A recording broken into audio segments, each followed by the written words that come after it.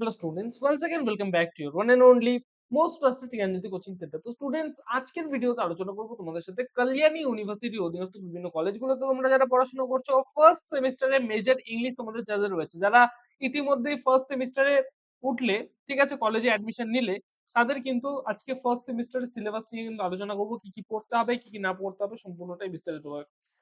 ঠিক আছে, ভিডিওটাকে লাস্ট পর্যন্ত দেখবে, খুবই ইনফরমেটিভ একটা ভিডিও হতে চলেছে। দেখো, তোমাদের এই যে কোর্সের যেটা টাইটেল রয়েছে সেটা হচ্ছে রিডিং, রাইটিং এন্ড প্রেজেন্টেশন। ঠিক আছে, reading, writing and presentation.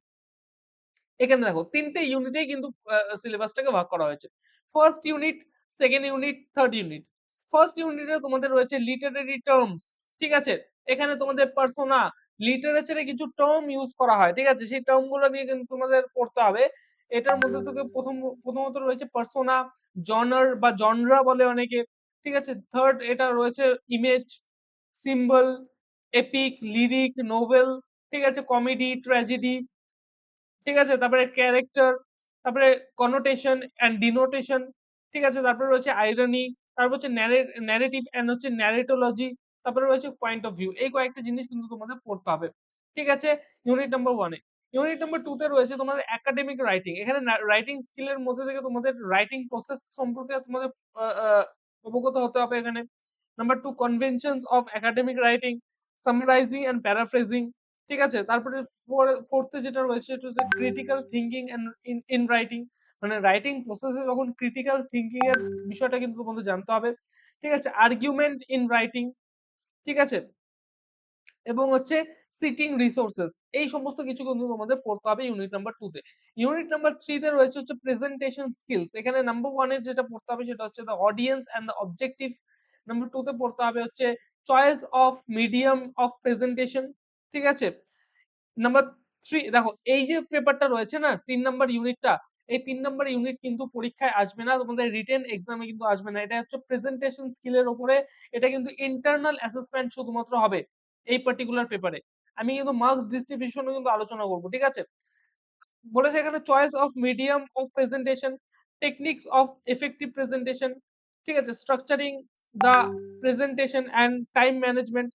5 number হচ্ছে visual aids and use of technology, clarity and non verbal communication. এই কয়েকটা জিনিস কিন্তু তোমাদের ইউনিট নাম্বার 3 তে পড়তে হবে। ঠিক আছে, এই ছিল তোমাদের সিলেবাস। এবার আলোচনা করি তোমাদের সাথে একটু কোয়েশ্চেন প্যাটার্ন কেমন হবে সেটা নিয়ে। আমি কিন্তু ইউনিট নাম্বার 1, ইউনিট নাম্বার 2 এর কোয়েশ্চেন প্যাটার্ন নিয়ে আলোচনা করব। ফার্স্টে আলোচনা করছি ইউনিট নাম্বার 1 এ। দেখো, ইউনিট নাম্বার 1 এ কি বলেছে, বলেছে 10 questions to be answered out of 15। ঠিক আছে, দেখো তোমাদের 10টা 15টা কোয়েশ্চেন কিন্তু আসবে, 10টা কোয়েশ্চেনের অ্যানসার করতে হবে, এবং প্রত্যেকটা কোয়েশ্চেনের মার্কস যেটা থাকবে 2 মার্কস করে, কিন্তু শর্ট কোয়েশ্চেন আসবে এখান থেকে। বোঝা গেল?